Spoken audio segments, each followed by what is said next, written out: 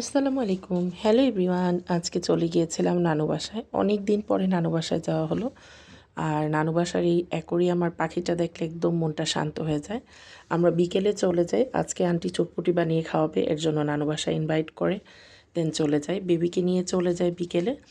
একদম যেহেতু সামার এখন, আর গরমের মধ্যে ভারী ড্রেস বা হেভি সাজগোজ ভালো লাগে না। একদম সিম্পলভাবে আমার জান্নাত ফ্যাশন ওয়ার্ল্ডের একটা ড্রেস পরে, কাটওয়ার্কের ড্রেস পরে চলে যাই। দেন আমরা চলে আসি সবাই একসাথে।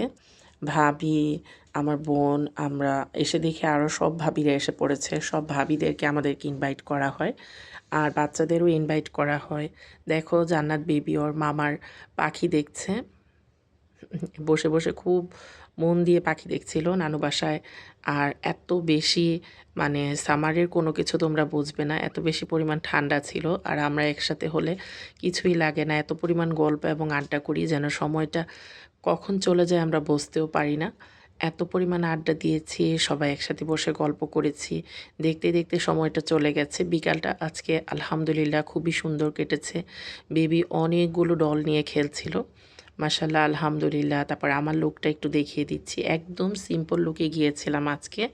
এই ড্রেসটা জান্নাত ফ্যাশন ওয়ার্ল্ড আরজিতে তোমরা পেয়ে যাবে। এই ধরনের অনেক ড্রেস আমাদের কাছে অ্যাভেলেবেল আছে।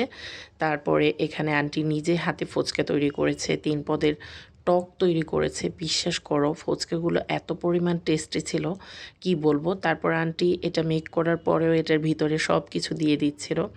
এত কষ্ট করে আমাদেরকে এত মজাদার খাবার খাইয়েছে আলহামদুলিল্লাহ। আমি বলবো এই পুদিনার চাটনি বা টকটা এত পরিমাণ টেস্ট ছিল, অনেক টেস্ট ছিল মাশাল্লাহ আলহামদুলিল্লাহ।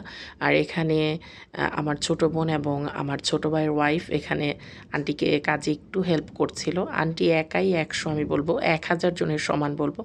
এত পরিমাণ আন্টির মানে এত পরিমাণ মজার মজার খাবার রান্না করতে পারে আর সবাইকে খাওয়াতে ভালোবাসে।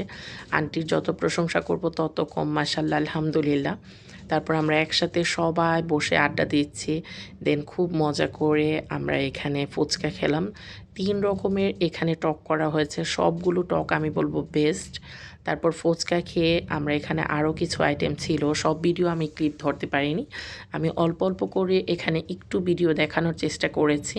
দেন আমরা সবাই এখানে মজো খেয়েছি। ঠান্ডা ছিল, আর গরমের সিজনে একটা ঠান্ডা মজো হলে আর কি লাগে। তারপর আমরা আরও কিছু খাবার খাই।